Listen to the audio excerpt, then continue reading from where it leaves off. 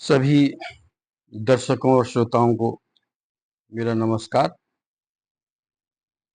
ईश्वर की उपासना। कराग्रे वसते लक्ष्मी, करमध्ये सरस्वती, करमूले तु गोविंदा, प्रभाते कर दर्शनम, समुद्रवशने देवी, पर्वतस्तन मंडले, विष्णु पत्नी नमस्तुभ्यं, पादस्पर्शम क्षमस्व मे। आज हम श्रीमद् भगवद गीता के बारे में चर्चा करते हैं और द्वितीय अध्याय का 54वां श्लोक। जब अस्थिर बुद्धि का परिचय देते हैं अर्जुन भगवान श्री कृष्ण को, तो पूछते हैं इस बात को, क्योंकि इससे पहले के जो श्लोक हैं वो अस्थिर बुद्धि वालों के लिए भगवान ने कहे।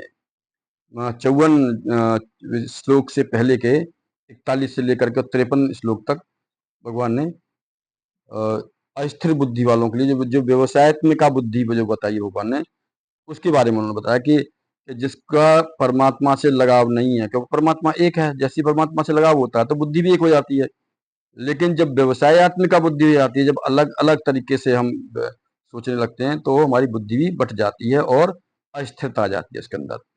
तो पूछते हैं, स्थित प्रज्ञस्य का भाषा, समाधिस्थस्य केशव, स्थित धीम किम प्रभासेत, किमासेत ब्रजेत किम। कहते हैं प्रभु, ये आप बार बार इसके बारे में कहते हैं कि भाई स्थित प्रज्ञ बनो, और मैं तो उसके बारे में बताइए कि वो कैसे चलता है, कैसे बोलता है, क्या परिभाषा है उसकी ना, और हम पहचानेंगे कैसे उसे। तो ये 55वां श्लोक है अध्याय 2 गीता का। कहते हैं, प्रजहाति यदा कामान सर्वान पार्थ मनोगतान, आत्मा नैवात्मनः तुष्टः स्थित प्रज्ञस्य दोच्यते।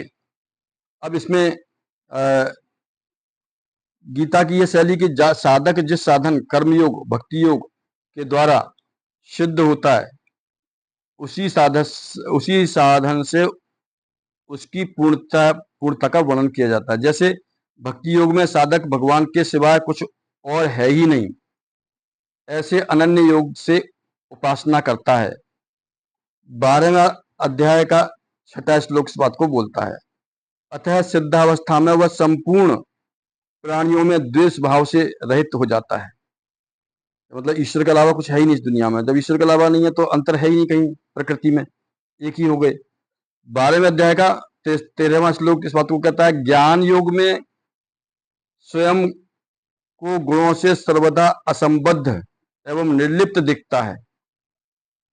14वें अध्याय का 19वां श्लोक इस बात को बोलता है, अतः सिद्धावस्था में वह संपूर्ण गुणों से सर्वथा अतीत हो जाता है। सिद्ध अवस्था होने पर, साधक अवस्था में तो सब रहते हैं, लेकिन जैसे सिद्धावस्था में आता है तो जितने भी गुण हैं जो उसने प्राप्त किए हैं बड़े मनोयोग से, बड़े तपस्या से, उनसे भी वो अतीत हो जाता है। इस बात को 14वें अध्याय का 22वां श्लोक और 25वां श्लोक, 22 से 25वां श्लोक से बात को बोलता है। ऐसे ही कर्मयोग में कामना के त्याग की बात मुख्य रूप से कही गई है। अतः सिद्धावस्था में वह संपूर्ण कामनाओं का त्याग कर देता है। यह बात इस श्लोक में बताते हैं। क्या कहते हैं, प्रजहाति यदा कामान सर्वान पार्थ मनोगतान। सर्वान शब्द यूज किया यहाँ पर। प्रजहाति यदा कामान सर्वान पार्थ मनोगतान।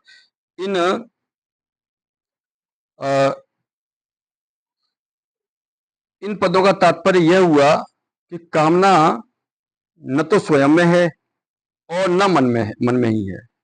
कामना तो आने जाने वाली चीज है, मतलब इसमें स्थिरता नहीं है, इसके अंदर रेगुलरिटी नहीं है कि रेगुलर रहेगी। स्वयं निरंतर रहने वाला है। कामना को तो आने जाने वाली है, और स्वयं जो व्यक्ति है वो निरंतर रहता है, मतलब स्वयं से मतलब आत्मा से। अतः स्वयं में कामना कैसे हो सकती है? मन एक करण है और उसमें भी कामना निरंतर नहीं रहती, प्रत्युत उसमें आती जाती रहती है। मनोगतान कैसे आती जाती रहती है? हमसे कहा जाए कि भाई जरा 10 मिनट क्रोध करके देखना, या 10 मिनट खुश होकर देखना, या 10 मिनट किसी का चिंतन करना, तो क्या होता है, हम खुद ही नहीं कर पाते उस काम को, है ना। उसके बारे में हम सोचते हैं ये अभी मन ही स्थिर नहीं हो पाता। अतः मन में भी कामना कैसे हो सकती है? परंतु सभी इंद्रियां मन बुद्धि से तादात्म्य करता है। हम क्या कैसे तादात्म्य करते हैं? एकाकार समझते हैं अपने आप को कि मैं, हम ही मन है, हम ही बुद्धि, हम ही शरीर है। तब फिर ऐसा होने लगता है कि मन में आने वाली कामनाएं को अपना मानने लगता है। जहाती क्रिया के साथ प्रजहाति लगाया ना, प्रजहाति के साथ उपसर्ग देने का तात्पर्य यह है कि साधक कामनाओं का सर्वथा त्याग कर देता है। किसी भी कामना का कोई भी अंश किंचन मात्र भी उसके अंदर नहीं रहता। अपने स्वरूप का कभी त्याग नहीं होता, मतलब अपना स्वरूप जाता नहीं है, और बाहर का जो स्वरूप है वो स्थिर रहता नहीं है। वो हमेशा स्थिर रहता है, लेकिन उसे भुलाने की कोशिश बाहर की चीजें करती रहती है, लेकिन वो अस्थिरता तो ला सकती है, लेकिन उसको हटा नहीं सकती, जिससे अपना कुछ भी संबंध नहीं है। उसका भी त्याग नहीं होता। त्याग उसी का होता है जो अपना नहीं है, पर उसको अपना मान लिया है। ऐसे ही कामना अपने में नहीं है, पर उसको अपने में मान लिया है। इस मान्यता का त्याग करना ही प्रजहाति शब्द कहा गया है। यहाँ कामान शब्द में बहुवचन होने से सर्वान पद उसी के अंतर्गत आ जाता है। फिर भी सर्वान पद देने का तात्पर्य है कि कोई भी कामना न रहे, किसी भी कामना का कोई भी अंश बाकी ना रहे। आत्मा नैवात्मना तुष्टा। अब तुष्ट कहते हैं संतुष्ट रहने वाला, जिस काल में संपूर्ण कामनाओं का त्याग कर देता है उसी, और अपने आप से अपने आप में ही संतुष्ट रहता है, अर्थात अपने आप में सहज स्वाभाविक संतोष होता है। संतोष दो तरह का होता है, एक संतोष गुण है और एक संतोष स्वरूप है। अंतःकरण में किसी की प्रकार की इच्छा का न होना ही संतोष का गुण है, और स्वयं में असंतोष का अत्यंत अभाव। देखिए वहां पर संतोष है, यहाँ पर असंतोष है। वहां पर संतोष का पूर्णतया होना, अंतःकरण में संतोष का पूर्णतया होना, और यहाँ पर स्वयं में असंतोष का पूर्णतया अभाव, यह संतोष का स्वरूप है। एक स्वरूप है, दूसरा गुण है। यह स्वरूप संतोष स्वतः सर्वदा रहता है, इसलिए जो स्वरूप है वो हमेशा रहता है। गुण का आना जाना लगा जा सकता है, लेकिन जब स्वरूप में स्थित हो जाता है, कहते हैं अपने स्वरूप में स्थित हो गया तो फिर वो निश्चिंत हो जाता है। वहां पर निश्चल दुनिया से हट करके भगवान की अचलता में आ जाता है, वहां पर उसकी बुद्धि हटती नहीं है। इसके लिए अभ्यास या विचार नहीं करना पड़ता। स्वरूप भूत संतोष में प्रज्ञा बुद्धि स्वतः स्थिर रहती है। अब कहते हैं स्थित प्रज्ञ सिद्धोच्यते, क्योंकि श्लोक है प्रजहाति यदा कामान सर्वान पार्थ मनोगतान आत्मा नैवात्मनः तुष्ट स्थित प्रज्ञ सिद्धोच्यते, ये श्लोक है। तो इसमें दूसरा पद लेते हैं स्थित प्रज्ञ सिद्धोच्यते। स्थित प्रज्ञ स्वयं जब बहुशाखाओं वाली अनंत कामनाओं को अपने में मानता था, उस समय भी वास्तव में कामनाएं अपने में नहीं थी, स्वयं स्थित प्रज्ञ ही था। पर उस समय अपने में कामनाएं मानने के कारण बुद्धि स्थिर न होने से वह स्थित प्रज्ञ नहीं कहा जा सकता, क्योंकि मानता था कि मैं ये जो कामनाएं हैं मेरे अंदर हैं और ये मुझे विचलित कर रही हैं, ऐसा उसका मानना था, जबकि वो सब था नहीं। वो समय भी स्थिर बुद्धि था, न होने से स्थित प्रज्ञ नहीं कहा जाता था। अर्थात उसको अपनी स्थित प्रज्ञता का अनुभव नहीं होता था, क्योंकि जब वो मान ही नहीं रहा, जब वो कह रहा बाहर की दुनिया, जब अपने को तादात्म्य कर रहा, अपने शरीर को, मन को, बुद्धि को, इंद्रियों को, जब वो अपने शरीर अपने आत्मा से तादात्म्य करने लगता है, अपने स्वयं के जो स्थित गुण है उससे तादात्म्य करने लगता है, तब उसकी बुद्धि स्थिर समझता है वो, जबकि उस समय भी उसकी बुद्धि स्थित प्रज्ञ होती है। अब उसने अपने में संपूर्ण कामनाओं का त्याग कर दिया था, अर्थात उसकी मान्यता हटा दिया, तब वह स्थित प्रज्ञ कहा जाता है, अर्थात अपने स्थित प्रज्ञ का अनुभव हो जाता है। मतलब उसको था तो पहले से, गुण तो पहले से ही थे, लेकिन उसको रियलाइज करना है ना। ईश्वर तो हाँ साक्षात हैं, लेकिन उसको रियलाइज कैसे करें, उसको उस अवस्था तक पहुंचे कैसे, इसके लिए हमें क्या क्या उपाय करने पड़ेंगे। साधक तो बुद्धि को स्थिर बनाता है ना, साधक का काम क्या, बुद्धि को स्थिर बनाना, परंतु कामनाओं का सर्वथा त्याग होने पर बुद्धि को स्थिर बनाना नहीं पड़ता, वह स्वतः स्वाभाविक स्थिर हो जाती है। दो तरीके हैं, या तो आप साधना करिए उस तरह की, या आप सब कामनाओं का अंत कर दीजिए। सब कामनाओं का अंत कर देंगे तब भी आपकी बुद्धि स्थिर हो जाएगी। कर्मयोग में साधक का कर्मों से ज्यादा संबंध रहता है, और उसके लिए योग आरूढ़ होने में कर्म कारण है ना। आरुक्षर मुनियोगे कर्म कारण उच्यते। एक में कर्म कारण है और दूसरे में उन्हीं चीजों से निवृत्त होता है, ठीक है ना। तो वो ये भी एक योग का 6 अध्याय का 3वें श्लोक में इस चीज का जिक्र आता है। इसलिए कर्म इसलिए कर्मयोगी का कर्मों के साथ संबंध साधक अवस्था में ही रहता है और सिद्धावस्था में भी, दोनों में रहता है उसका कर्मों से संबंध, लेकिन वहां पर निर्लिप्त रहता है जब कर्म के रिजल्ट से। सिद्धावस्था में कर्मयोगी के द्वारा मर्यादा के अनुसार कर्म होते हैं जो दूसरों के लिए आदर्श होते हैं। जैसे कहा था जनक जी का उदाहरण दिया था। जनक जी जबकि गृहस्थ थे तो उनके लिए कहते हैं, एक बार सुखदेव जी महाराज को कहा जाता है कि आप जाके जनक जी से दीक्षा लीजिए। तो सुखदेव जी महाराज कहते हैं, मैं तो ब्रह्मचारी हूँ और भगवान का परम भक्त हूँ, मुझे जो राजा जनक हैं वो किस तरह से दीक्षित कर सकते हैं। तो वहां पर जो कथा लंबी हो जाएगी तो अंत में देखते हैं कि वो पाते हैं कि राजा जनक ही स्थिर बुद्धि हैं। उन्होंने देखा कि मेरी बुद्धि स्थिर नहीं है। ऐसा एक उदाहरण उसमें कभी आएगा तो बताऊंगा। तो गीता का 3 अध्याय का 21वां श्लोक इस बात को बोलता है कि जो वो कर्म करते हैं वो आदर्श कर्म बन जाते हैं। इसी बात को भगवान ने 4 अध्याय में कहा है कि कर्मयोगी कर्म करते हुए निर्लिप्त रहता है और निर्लिप्त रहते हुए भी कर्म करता है।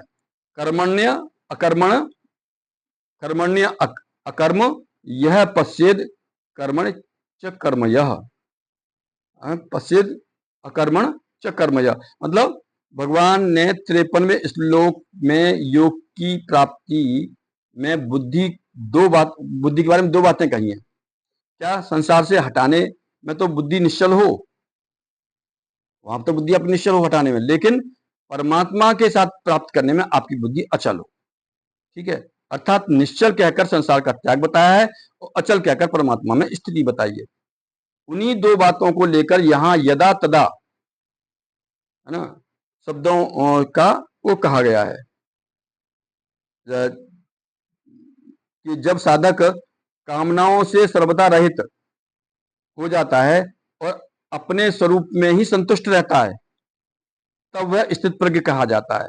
तात्पर्य यह है कि जब तक कामना का अंश रहता है तब तक वह साधक कहलाता है और जब वो कामनाओं का सर्वदा अभाव हो जाता है तब वह सिद्ध कहलाता है।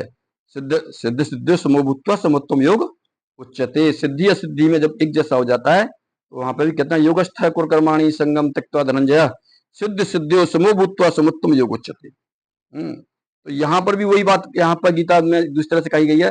तब तक वह साधक रहता है जब तक कि कामनाओं का पूरी तरह से अंत नहीं हो जाता, और जब कामनाओं का सर्वदा अभाव हो जाता है, अंत नहीं सर्वदा अभाव हो जाता है, तब वह सिद्ध कहलाता है।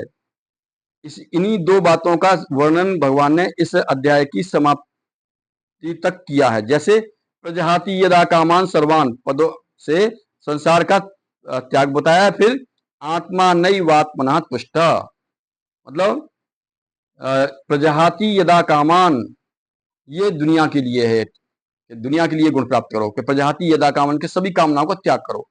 और ईश्वर की तरफ कैसे जाना है, उसमें परमात्मा में स्थिति कैसे बताइए, आत्मा नैवात्मना तुष्ट, आत्मा में ही अपने को तुष्ट हो जाइए, संतुष्ट हो जाइए, है ना।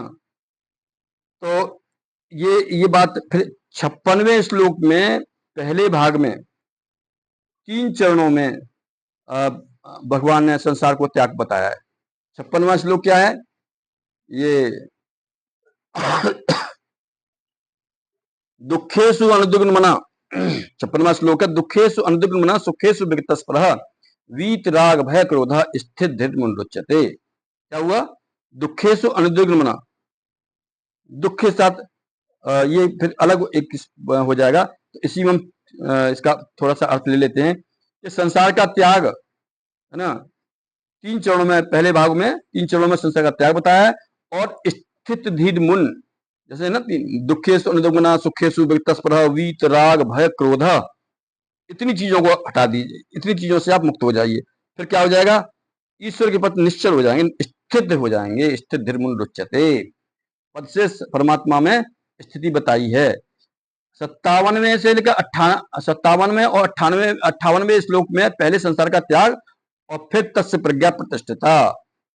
57वां क्या है? कहते हैं यह सर्वत्राण अभिस्नेह तत्प्राप्त शुभाशुभम ना विदंती ना द्वेष्टि तस्य प्रज्ञा प्रतिष्ठिता। ये 57वां श्लोक है। 58वां क्या है? यदा संगर्ते चायम कुर्मा अंगानीव सर्वशः इंद्रियाणि इंद्रियार्थेषु तस्य प्रज्ञा प्रतिष्ठिता। तो इन दोनों श्लोकों में इन्होंने क्या बताया है कि फिर से तस्य प्रज्ञा प्रतिष्ठिता पदों में परमात्मा में स्थिति बताई गई है। 59वें श्लोक में पहले भाग में संसार का त्याग बताया है और परम दृष्टवा पद से परमात्मा की प्राप्ति बताई है। तो इसमें क्या है? परम दृष्टवा इसका श्लोक है जो 58-59वां जो श्लोक है जिसके बारे में कहते हैं, तो वो क्या है? विषया विनिर्वर्तनते निराहार से देना रस वर्जम रसव पेशे परम दृष्टवा निवर्तते। परम दृष्टवा शब्द जो है वो परमात्मा की प्राप्ति के लिए है, परमात्मा में स्थिर होने के लिए है। इससे पहले जो कहते हैं विषया विनिर्वर्तनते निराहार से देना, ये संसार से निश्चल होने, संसार से अपने आप को दूर करने की बात के लिए कहते हैं। 60वें श्लोक से 61वें श्लोक तक पहले संसार का त्याग बताया, फिर युक्त आसित मत पर। कौन सा श्लोक बताया इन्होंने? 60वें और 61वें। तो 60वां श्लोक क्या कहता है? यत तो यहाँ पे कौन थे? पुरुषस्य विपश्चित इंद्रियाणि प्रमाथि न हरन्ति प्रसभम मना। और 61वां श्लोक क्या है? तान सर्वान संयम युक्त आसित मत पर वसे यश इंद्रियाणाम तस्य प्रज्ञा प्रतिष्ठिता। इसके बारे में क्या बताते हैं? पहले श्लोक में संसार का त्याग और युक्त आसित मत पर है आदि पदों से परमात्मा में स्थिति बताई है।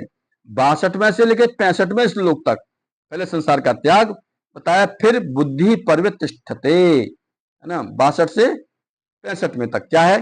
ध्यायतो विषयान् पुंसा संगस्तेषुपजायते संगा संजायते कामा कामा क्रोधा विजायते क्रोधात् भवति सम्मोहा सम्मोहात् स्मृति विभ्रमा स्मृति भ्रंशादि बुद्धिनाशौ बुद्धिनाशात् प्रणश्यति ना।